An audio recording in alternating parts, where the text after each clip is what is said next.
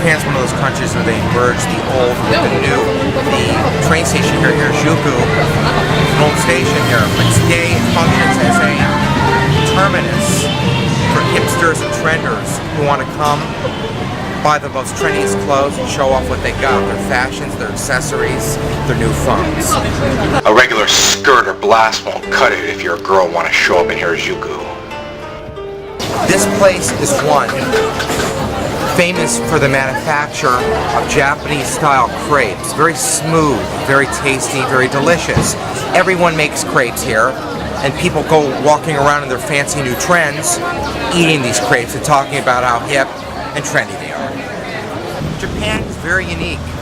They're not trying to forbid smoking, but they're trying to control where you can do it. So they set up special smoking stations, and they provide the ashtrays, and sometimes when they're feeling generous, they also provide the cigarettes for you to smoke. If you want high tar cigarettes, you request that when you step by the cigarette booth. This prevents cigarette butts from being littered upon the walkways. It keeps Japan tidy and clean for the next generation. Meiji Shrine, center of Tokyo. Meiji was one of the more famous kings of Japan who also loved chocolates, hence the Meiji brand of chocolates that are exported around the world. He was such a significant figure in Japanese history and to the world of chocolate making that in 1920 they created a shrine in his honor. 173 inner acres in Tokyo to commemorate this chocolate-file king. Sake is Japan's most famous liquor. Rice wine, they call it. And every year, the Japanese Sake Association offers up barrels upon barrels of sake that could get armies drunk for the sake of good luck. Here, gods, here in Shrine Gods, take the sake, get plastered on it, and shrine us with a higher GDP next year. Emperor Meiji was known for one primary thing, well, besides the fact he loved chocolate. He was the emperor responsible for modernizing Japan. He loved the Western products. He loved fine wines. He loved faux gras. The guy loved to wear Western fashions, bow ties, and he wanted to bring Japan into the modern era. And so, when he died, they built a shrine that was a fusion of East and West. He had the finest Japanese architecture fused with the finest in Western furnishings and accoutrements. In Japan, they believe that you obtain the power when you're in the place where someone powerful is honored. So this is a place where Emperor Meiji is being shrined. So it's a great place to get married. If you get married here, your marriage is supposed to be all-powerful, lead to great wealth, plentiful opportunities in the bedroom. In modern advertising, what they'll do is they'll take a celebrity like Michael Jordan, have him wear some fancy pair of shoes and say, you can be just like me if you wear these shoes. Back in the olden days in Japan, you didn't have it. So what you did is you enshrine somebody famous and powerful like the emperor, and then people go ahead and think it's going to rub off if they go and pray near where the emperor is buried.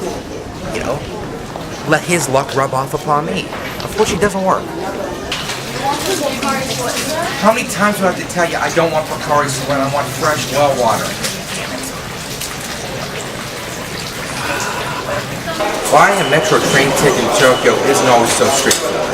There's no chart that lists all the fares. So first of all, you have to look up your fare on a train chart. It's written in Japanese, so it might be a problem finding out exactly what your fare is. Then when you've calculated that fare, you go to the machine. And you can select whether you're an adult, two adults, an adult, a child, two children. I tend to think of myself as a child up here, so I buy myself a children's ticket. So if you find out your fare, you think, okay, it's going to be two kids and an adult. You have to select your proper language here. Usually you have an option to choose English. They give you a little bit of a narration, a little bit of a touch here. And you think, okay, I want a ticket. How about this? Now, do I want two kids on the side of me, or do I want to be the two adults with the kid here? I'm going to just, select this one here. Okay? Up back here, we got to go back, and then we have to buy a ticket. And so what do I owe? I owe $5.20.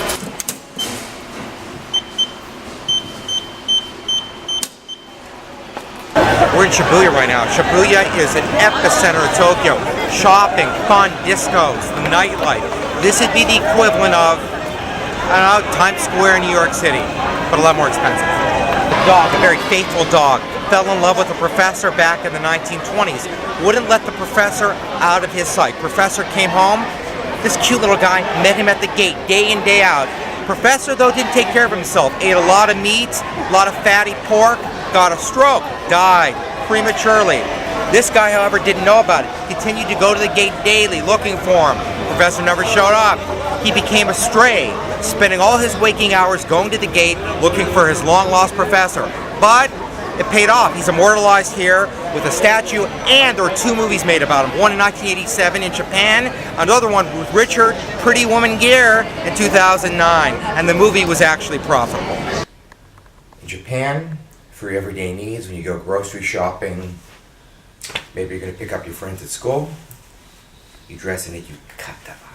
Check this out. Everyday attire. This is like what you might wear to the movie theater back in your own country. The new trend in vending machines in Japan is to have what's called a virtual vending machine. You don't have to show pictures of anything.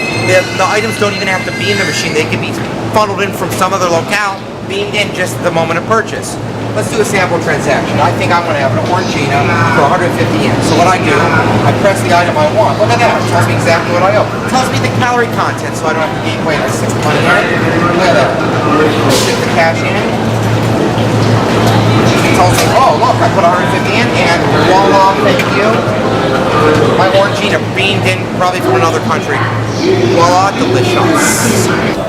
We're at Sensoji Temple in Asakusa, one of Tokyo's finest tourist hotspots.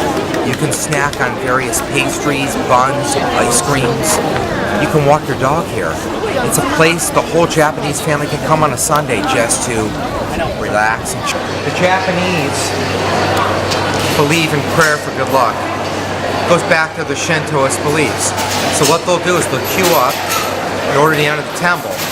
Before they enter, they will shake some kind of it looks like a coffee canister. I don't know exactly what's inside. And by shaking that 3 times, spinning around twice, and standing on one leg, it brings good fortune for the next year. You know what that is? It brings you good luck. Japanese believe this.